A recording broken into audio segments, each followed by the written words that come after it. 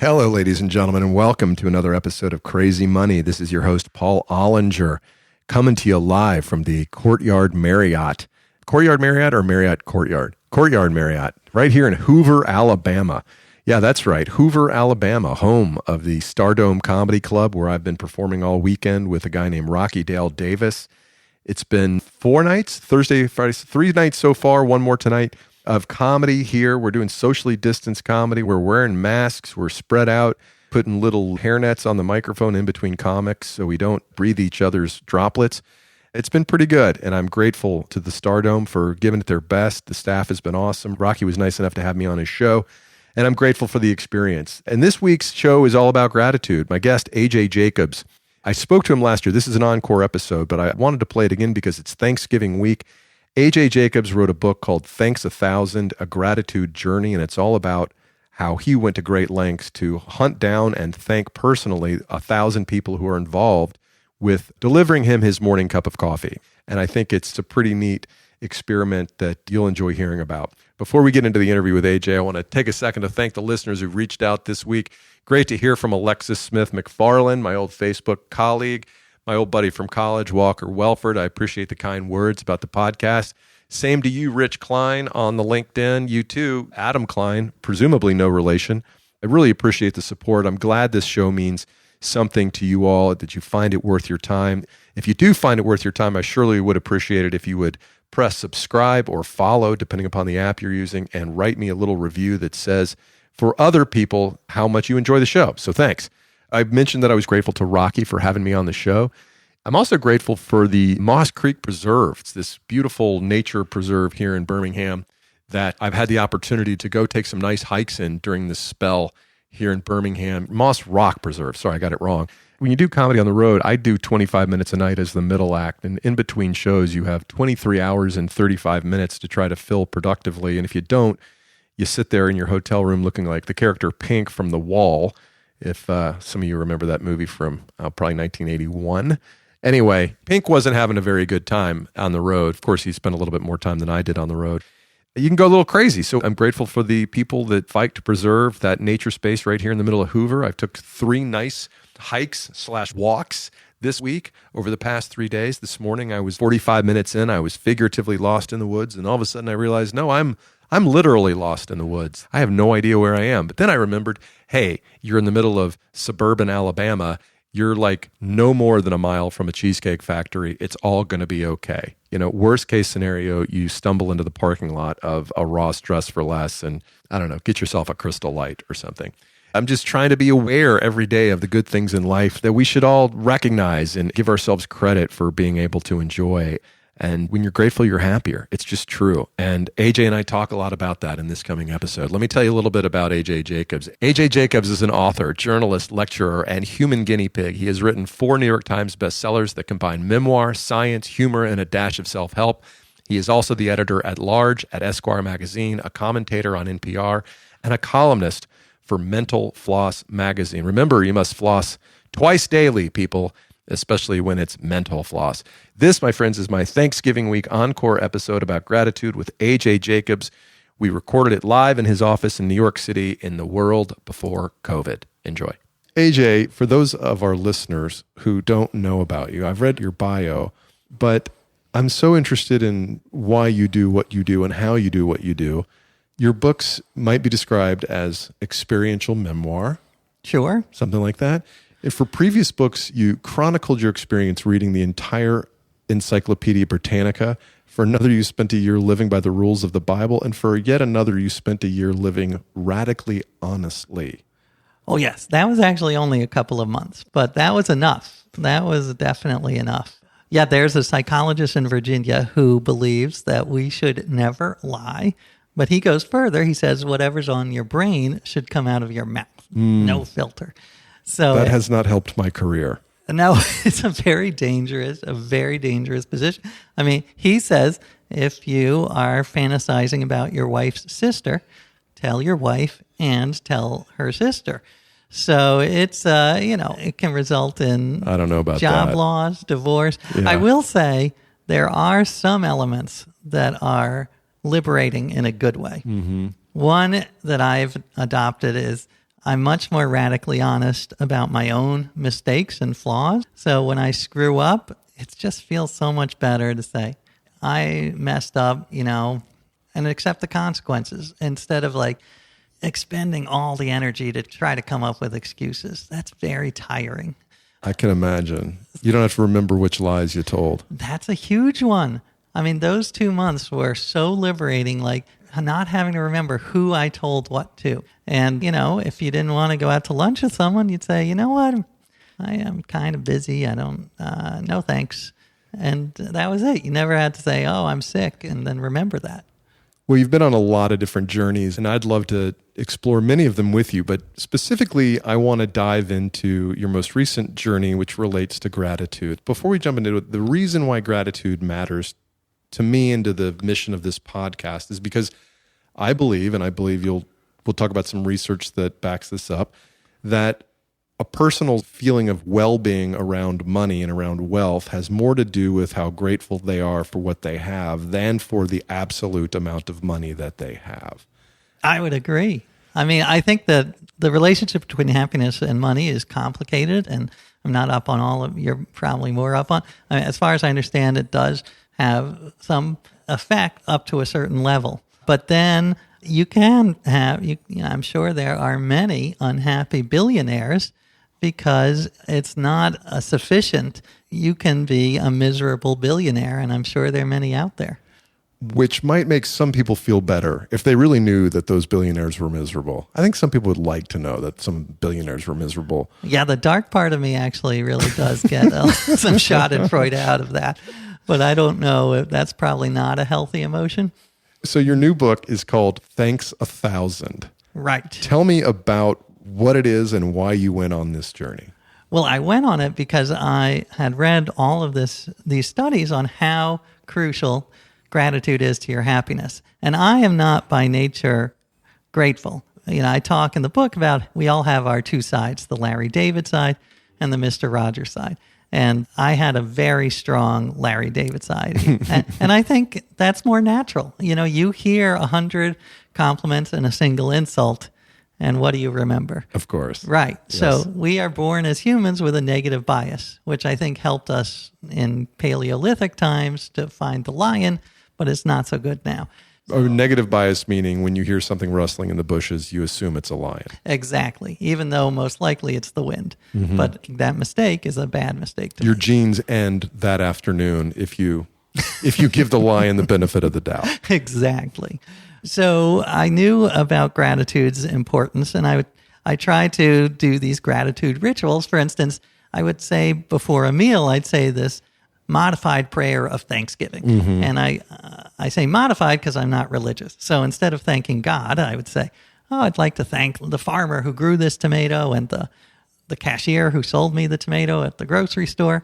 And my son, I would say this out loud, and my son, who was 10 at the time, said, Dad, that's fine, but it's also kind of lame because those people are not here. You're not helping them. Mm-hmm. If you cared, you would go and thank them in person. Sort of a light bulb. I was like, that's a pretty good idea for a book. He threw it down. And I was like, thank you for earning your supper. I'm going to do that. So the bad news is now he's going to be an editor. He's just chosen his career. Hopefully a producer. I don't know how long editors are for the world. But yeah, I took him up and I went around for months trying to thank every single person who had even the smallest role in my morning cup of coffee. I chose coffee just because I feel it's sort of a necessity. And I went wide. So I thanked everyone. I thanked the obvious ones like the barista mm-hmm. and the farmer in Colombia, South America. But there's also the logo designer. There's the person who drove the truck and who paved the road and who painted the yellow lines in the road and who designed the zarf, which I learned is the official name for the little cardboard sleeve that goes around your coffee. Right, the zarf. You knew about the zarf? After reading your book, I did. Okay, good. I'm glad I was able to tell you something. So how did you start, and how do people react when somebody that they have no contact with? Well, actually, you first start with the face-to-face contact with the woman at the counter at Joe's Coffee, which my wife and I loved when we lived around the corner from the one in the West Village. That's lovely. Yeah, I tried to do it as many as I could face-to-face. I wanted to reach 1,000. So there was face-to-face, there were phone calls, there was emails, and it was a range of reactions. Some people were baffled. Some people were suspicious. They were like, what are you selling? Is this a pyramid scheme? Right. So not everyone. But I remember, for instance, I called the woman who does pest control for the warehouse where the coffee is served. And I said, I know this sounds strange, but I want to thank you for helping to keep the bugs out of my coffee. And she was like, that is strange, but but also thank you. I really appreciate it. And then she said, that would make a great book. I said, don't steal it.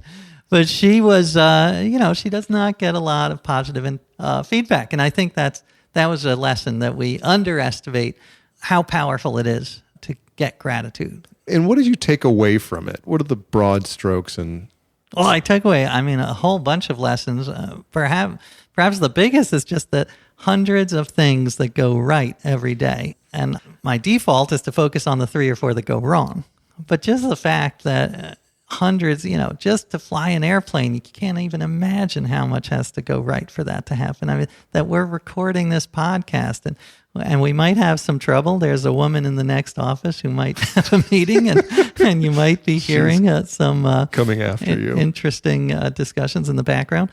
But just the fact that we're here and doing it and it's mostly working is just, it's amazing. And it's a radical shift because I think that if I don't consciously remind myself of this, I'm unhappy most of the day. And that is just not a good way to be. So you bring up the relationship between happiness and gratitude. Are happy people more grateful or are grateful people more happy? I think it's sort of a two-way street. One of my favorite quotes is from this Benedictine monk who said that happiness does not lead to gratitude. Gratitude leads to happiness. So he says he thinks it's all the gratitude. And I'd say, yeah, that's a large part of it. I think they both influence each other. But as we said, you can have everything. You can be a billionaire and still be miserable if you don't appreciate it. Because I think there's the deficit mindset, to use a financial term. Sure, yeah.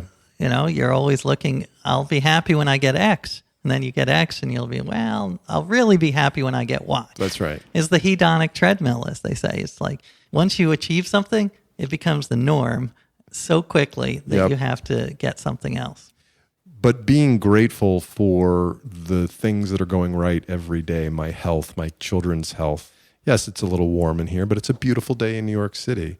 Recognizing these things lead me to be more appreciative and thus more happy. Yeah, and it's hard, though. It is hard because it's, you take them so for granted. One thing I do, they talk a lot about, the research says that writing 3 things down every day that you're grateful for, and the more specific, the better. I actually don't do that. Instead, at night, when I'm falling asleep, I go through the alphabet and I try to take one thing that I'm grateful for each letter. So like A, it could be that my kids and I made apple pancakes over the weekend and we had a good time. And B, there's this show on HBO I love called Barry with Henry Winkler. It's fantastic. Yeah. I'm just grateful that it's such a good show. So, and I'm usually asleep by, the 9th or 10th letter. Right. So that's the way I do it. But you have to make it active because it is a practice and a discipline. It's not something that just comes naturally. Speaking of active recognition, the term mindfulness, I find it to be one of the most overused, overly blogged about, yet rarely examined words in our modern language. Will you define it and explain how it's related to gratitude? Yeah, I agree. It's all vague. It's very vague. It seems to me there can be a couple of different types of mindfulness. One mindfulness is just that, being aware of the hundreds of things that go right. That's a good kind of mindfulness. Another type of mindfulness that I do find powerful is metacognition, thinking about what you're thinking about. because I don't trust my brain. My brain, I think, is an asshole. Your brain has published, what, a half dozen books? Come on, your brain is... why wouldn't you trust that brain? Well, because my brain, I will, for every good idea I have about 98 really shitty ideas. So I definitely don't trust my brain. And it'll go to the worst dark places you can imagine if it's not monitored, like a baby. So I got to keep a tight leash on it. So that's another type of mindfulness that's almost the opposite, because it's like you're taking yourself out instead of being fully present. But I find that very helpful. How do you do that? Well, one thing I do, and it makes me look a little like a crazy person, is I talk to myself because there is some research. On the subway? On the subway. I mean, nowadays, with people with cell phones, it doesn't look as crazy as before. So you hold your phone up to your face? Right, but I'm not talking to anyone. I actually have my Sir, there's no one on the other side of that phone, is there?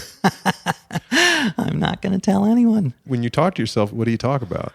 Whatever I'm thinking, because there is some science behind this. When you talk, you're using your prefrontal cortex. And if I start to spiral into some depression and have, these crazy catastrophic thoughts like, this book is going to ruin my career. Someone's going to find a mistake and I'm going to or I inadvertently plagiarize. But once I say it out loud, I realize how crazy it is, because it's like you're listening to someone else talk and you're a little more able to judge the craziness.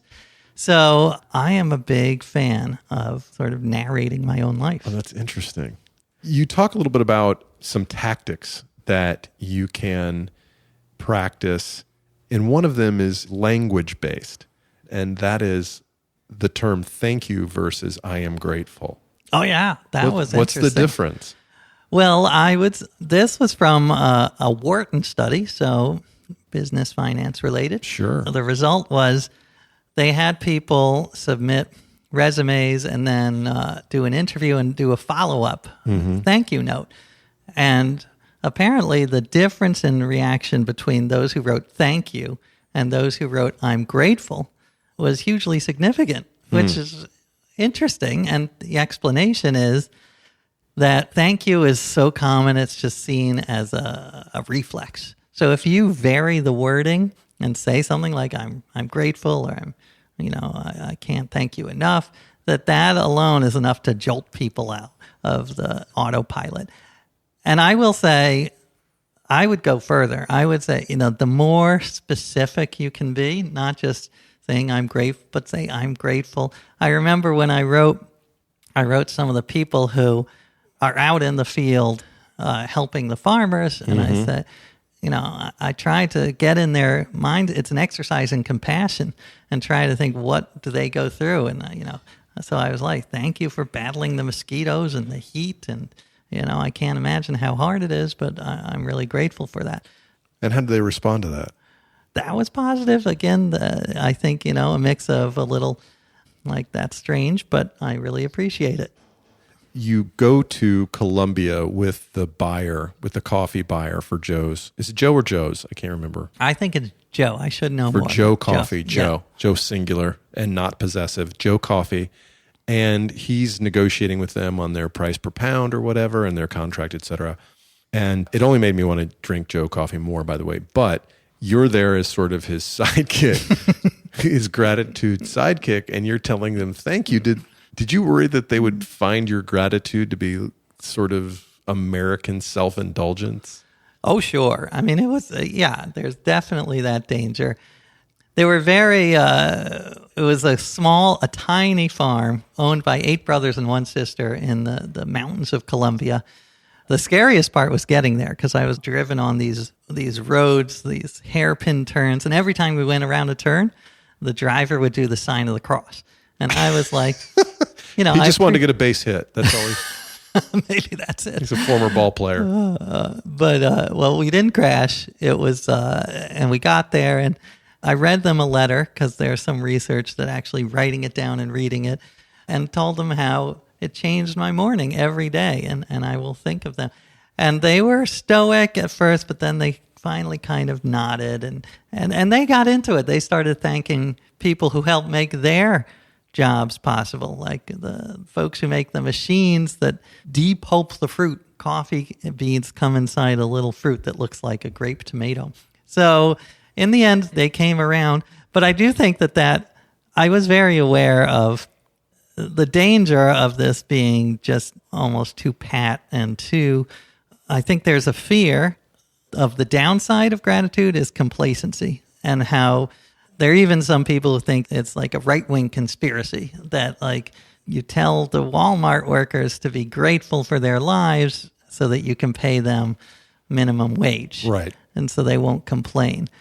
Luckily, the research shows the opposite. The research shows that the more grateful you are, the more likely you are to pay it forward, to want to change the world for the better. So let's say your gratitude becomes Beatlemania. It's gratitude mania. And we're all out there just thanking the hell out of each other and doing it sincerely and properly. How does the world change? I would say we become much more aware of the chain of all hundreds of people who make our lives possible. So, you know, the fact that there are hundreds of people who helped make this table, who helped make this microphone. And I think it would help change, hopefully, it'll inspire us to fight for their working conditions and make their lives better. I'm not expecting a Nobel Prize, but I did. But you'd accept one? Would you accept one? I think I would. I would play coy like Bob Dylan and not return their calls. But in the end, I'd be like, all right. Okay. It's about time. Yeah. I'll give you a quick example. Water makes up 98.8% of coffee. So I figured I had to thank the people who provide water to New York City. So I went up, and there are hundreds of people, you know, scientists, people who wade out into the icy water in February to test it. There are park rangers who pick up cow poop so it doesn't go into the reservoir. So it's like required.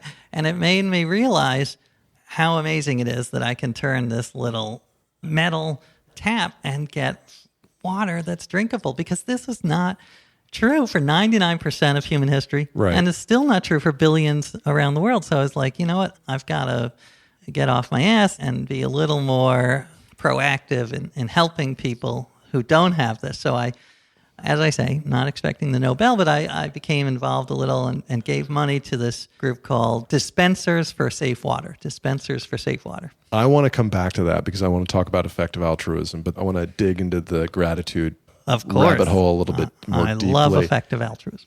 You went down the gratitude rabbit hole, but without thanking 1,000 people, what are some ways I can integrate gratitude into my life more effectively? Right. That's a good question. Yeah, because I don't expect everyone to write a book about it, in fact. Because you've already written it. I actually had a book proposal in front of your publisher, but damn it, you got there.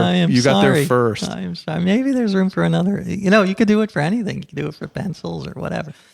But I would say even small gestures are great. When I interviewed the barista and thanked her, first of all, she never did this because she's very sweet, but just so you know, apparently if you're rude to baristas, they can get back at you by giving you decaf. Oh, so that is the cruelest thing of all. Yeah. So from a purely selfish point of view, be nice to your baristas. That's hilarious. That's sort of the revenge. What better way to get back an addict? Exactly. Deprive them. But she did tell me one of the hardest parts of her job is that people don't even look her in the eye. When they order, they just are looking at their phones, and they treat her like a vending machine. So they just shove their credit card towards her, and she takes it. So to her, that 2 seconds of eye contact is actually makes her day much more palatable. And, 2 seconds, we can do that. Sure. And it's actually not, we are programmed for human interaction. So from a purely selfish point of view, I think you would feel better if you make eye contact with people too. Seeing others and being seen by others leads to greater satisfaction. And seeing them as a human who I talked to her about her aching feet and her, her high school memories and, just trying to remember these people are, in fact, until they're all replaced by AI. So in about 10 years, for the next 10 years, we should actually try to interact. There's an Uber protest going on right now, pre-IPO, and I'm like, folks, you got about 10 years to protest because there's no more human drivers in a decade. But that's a different topic. That's a fascinating one, but a different one. Fascinating. Do certain cultures do better jobs with gratitude than our very sensitive culture here in the United States of America? That is a great question that I don't know the answer to. And I will say, this sounds like a rationalization, but one of my favorite new habits is saying, I don't know, because I think that in our culture, we are expected to have an opinion on things, even if we have no idea. And I love when people say, you know what, I don't know, because I'm not going to make it up. So I don't know. That's the answer for every coming question. I'm going to say yes. Other cultures do. Okay. By 26.4%. I will say I went with my family to Japan, and it was lovely. And I am a huge fan of the bowing that they do. First of all, it's more hygienic than handshaking.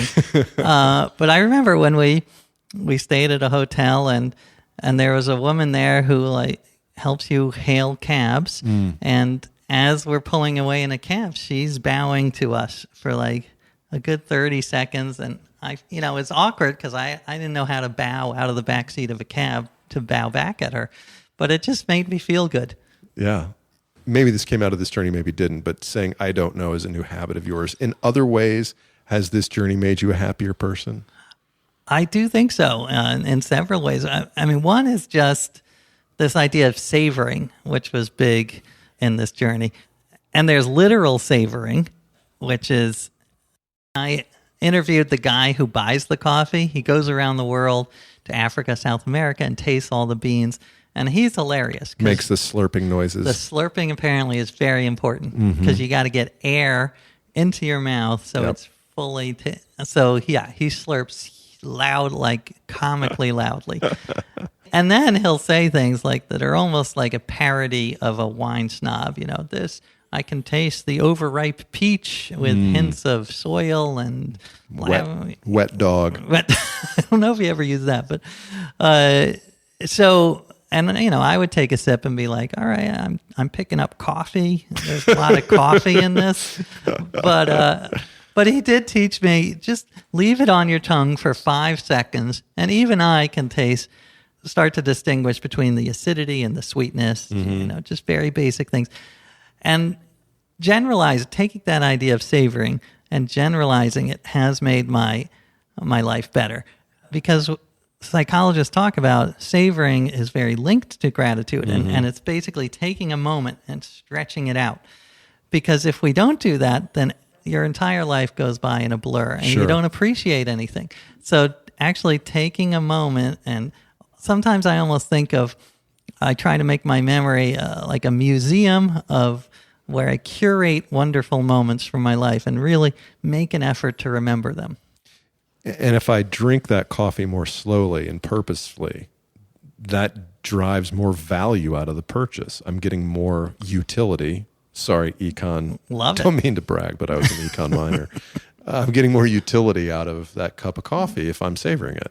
I love that. There you go. That's the ultra rational reason for something that's very warm and fuzzy. My wife, she calls me her little rational one. That's her pet name for me. I am a big fan. In fact, I wrote an article about how we need more rationality and cost-benefit thinking in romance, and there should be candy hearts and also candy brains. The brains, It should say the costs, the benefits of being married to you outweigh the costs. That kind of thing. That's so romantic. You are a charmer, Thanks. AJ. Yeah, I say that to my wife. Oh, I'm sure she's just blown away when you say that. You tell a story that I'd like you to share. How did you find your agent? Well, this was a story, yes. I had an idea when I was very young, recently out of college. I wrote an article about the eerie similarities between Jesus Christ and Elvis Presley. And it was basically what they call a charticle now. So it was, just the same lame joke about 50 times. Elvis, Jesus walked on water, Elvis surfed. that kind of thing, over and over again. It definitely did not deserve to be a book, but I was deluded enough to think that it did. And I sent it to about 100 agents. I didn't know anything about agents. I got them. And it happened to land on the desk of an Elvis fan at one of the biggest agencies in the world, ICM. And he sent it to a publisher who was an Elvis fan, and it actually got published. And it didn't do, gangbusters, but it did fine. And that's launched my career. But I spoke about it just because of it drives home the importance of luck. And I think that's very important to remember, that my success, I do think that I have some talent. I do think I worked very hard. But so much of my success, whatever there is due to luck. Because I was, the right place. There are many, many books that came out the same month as mine that were as good or better than mine, but did not sell as well as mine. So acknowledging luck, I think, is important because it helps us be compassionate and it helps us be humble and realize, there are a lot of people out there who are working really hard, who are as talented as Meryl Streep, but just never got the breaks. You bring up an interesting point, especially as it comes to success and money. Oh, and by the way, my son's name is Elvis, and our dog's name is Colonel Tom Parker. No way. Oh, yeah. Awesome. Oh, yeah. That's what 7 years in Memphis will do. But, when you hear a lot of times successful and or wealthy people say, well, I was fortunate, as opposed to I was lucky, in a subtle but very recognizable attempt to sort of take credit for their good fortune or good luck. And I struggle with this sometimes too. The luckiest thing that ever happened to me was being born to parents who wanted me and educated me and saw to it that I would be at least educated and fed. Right. That's, Warren Buffett calls it the genetic lottery. But I've also worked hard in ways. And so I've thought through kind of thinking through, where does the line between good luck and good fortune come? And how do they feed into each other? I once was at a conference with a psychologist who talked about how you make your own luck, that if you act in certain ways, then you're more likely to, if you go to conferences and meet a wide variety of people, you're more likely to meet someone who's interested. So you can change your luck. I think that's true to an extent, but I also think it's important to realize that luck in our current society plays a huge amount. And as you say, you have to work hard, and you do have to have some talent. But that's not enough. Those are necessary, but they're not sufficient. We talk about money on this podcast a lot, and careers. You're an editor, you're a writer, you're an author, in a time where you might have a little bit longer shelf life than the Uber drivers out there. But do you stress about the perilous nature of journalism in our world? I mean, I am so relieved every time I get a new book deal. I'm like, this could be it. This could be it. And I do think you've got to diversify. Of course, this is not news, but you've got to try to get into as many platforms. That's why, podcasting, AJ. I'm going to do it. I don't know. I know it may not initially lead to $1 million, but I think it's important. And a lot of my writer friends who do make a living still from writing make half or more of their money from speaking. I get in on that too. I don't travel as much because of my kids, but when I do, you work for an hour and a half and you make as much, as much as like 3 months from just sitting in a room writing. Grinding it out. It's crazy. Right. What advice do you have for your kids for their careers? And when you're putting them through school, what's in your mind about what you want for them? Well, I guess there are two things. One is my friend Kevin Kelly. I don't know if you know him. He's one of the founders of Wired. Brilliant guy. But he talks about whatever you learn in school is going to be outdated. So the only thing is learning how to learn. So that's what I try to talk to my kids about. What strategies and tools can they use to learn how to learn? That's one. And then the other is I try to stress how much failure is a part of life. Every day I try to tell them something I failed at or something that embarrassed me or, so I may go overboard. That they might think I'm like a complete loser. I do have to remind them of my successes as well. But I just think it's so crucial to building the all important grit that to remind them how failure is. It's going to happen, and it's part of being a success is you have to have many failures. What do you consider your biggest professional failure? Well, one of the most embarrassing, heartbreaking moments was my first book, that one I was talking about. Mm-hmm.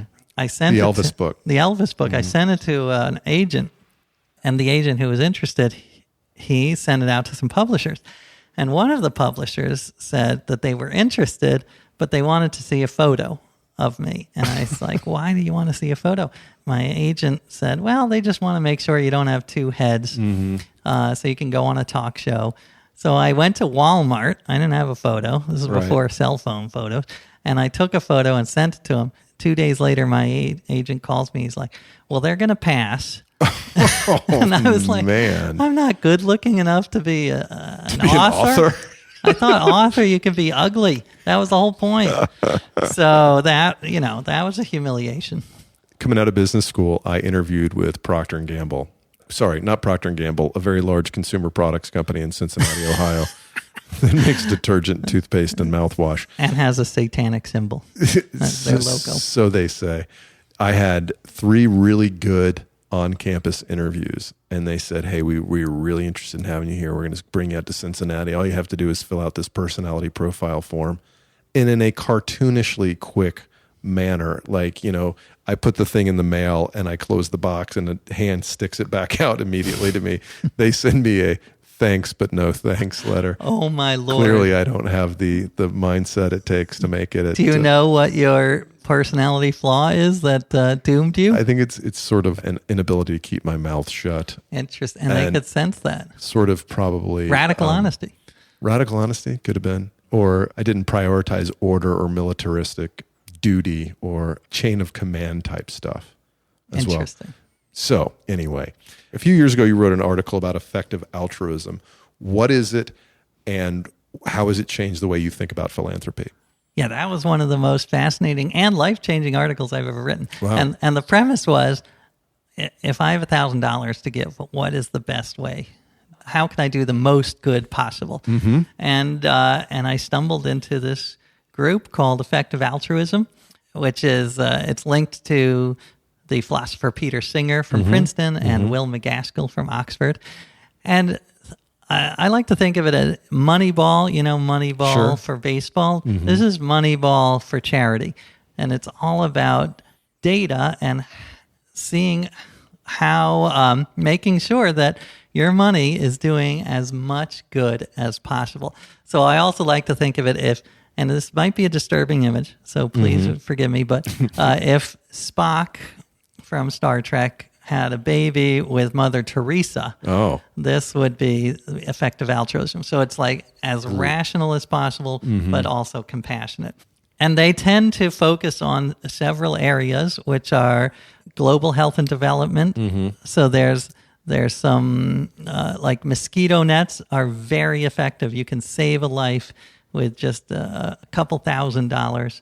There's also factory farming, because if you do buy into the premise that animals can suffer, this is one of the biggest sources of suffering on Earth right now. Factory farming, because there's billions, I think, I think I read it as 90 billion animals right now being factory farmed, so far outweighing the number of humans.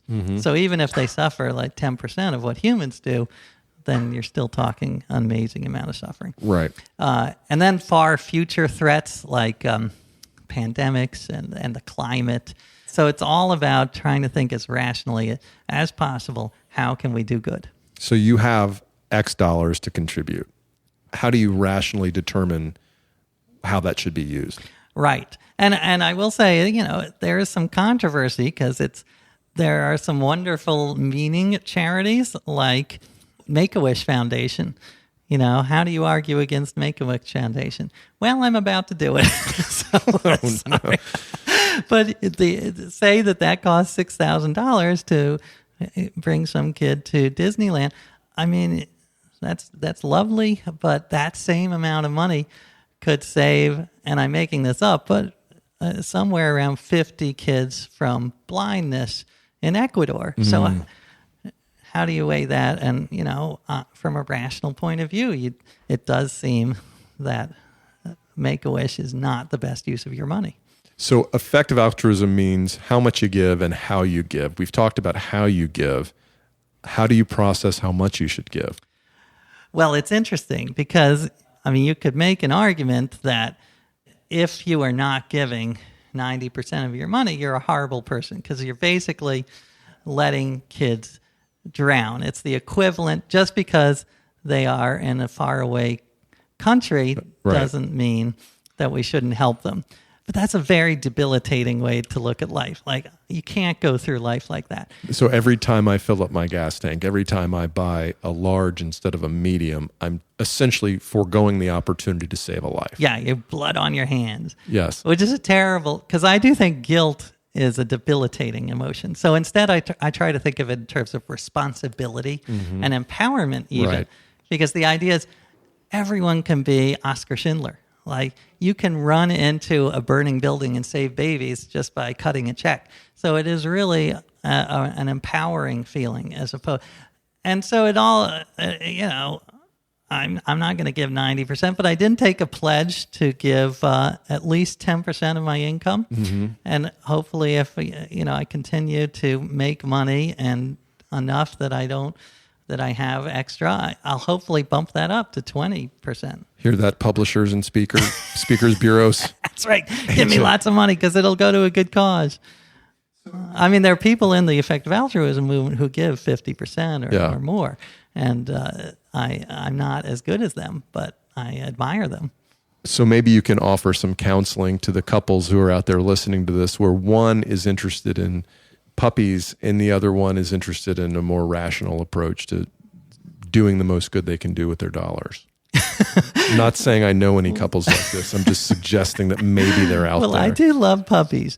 I would say there's also, you've got to do it in moderation. Because I asked Will McGaskill about it, when I get an email from friends saying, will you buy my daughter's Girl Scout cookies? The rational response would be, well, is your daughter's Girl Scout company in Sierra Leone, and are they lacking clean water? Because if not, I don't want to buy it. But that's just a horrible way to go through life. So there is social lubricant. There is there is an advantage to being a human and self-care and being happy. Because if you're not happy, you can't help others. As we talked about earlier, at least anecdotally, when I am miserable and depressed, which happens, I definitely go up and down. I'm not interested in helping others. I'm all about how can I get out of this? Yeah. So anyway. Plus you get the cookies. You're going to buy cookies anyway. The Samoans are good. So don't go crazy. But I would say one piece of advice, since this is a money show, this is actually very money oriented.